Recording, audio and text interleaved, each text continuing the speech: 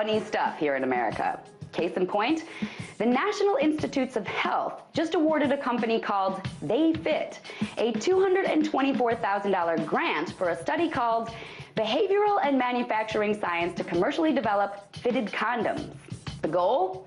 To study and create custom-fit condoms that can accommodate for 95 different sizes and shapes of penises. They also want to figure out how to make condoms strong enough for men who have sex with men. In their abstract, they say their analysis will help move condoms toward being regulated medical devices for anal sex.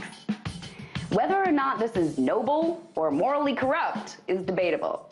Detractors, mainly conservatives in the media, are saying that taxpayers are getting screwed since we're footing the bill for this. But I say it's par for the course. We are constantly studying funny, weird crap.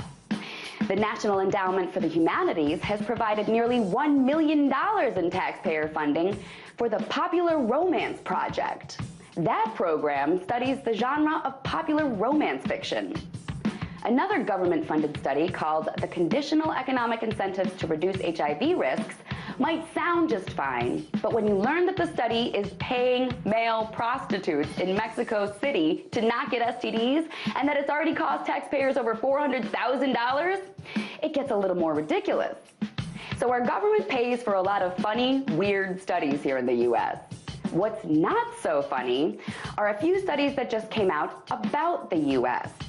Studies that came to some really lousy conclusions, like half of black males in the US are arrested by age 23, or that assaults at schools send over 90,000 kids to the ER each year, or that there are now more millionaires in Congress than ever before in our country's history, or that mass shootings have unequivocally been on the rise across the US since 2008.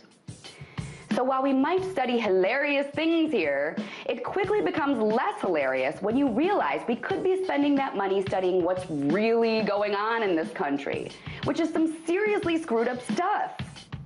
But I guess our government would rather not study that. That they'd just rather forget. Or at least divert our attention away from it with the regular shaped condoms and romance novels. Tonight, let's talk about that by following me on Twitter @TheResident.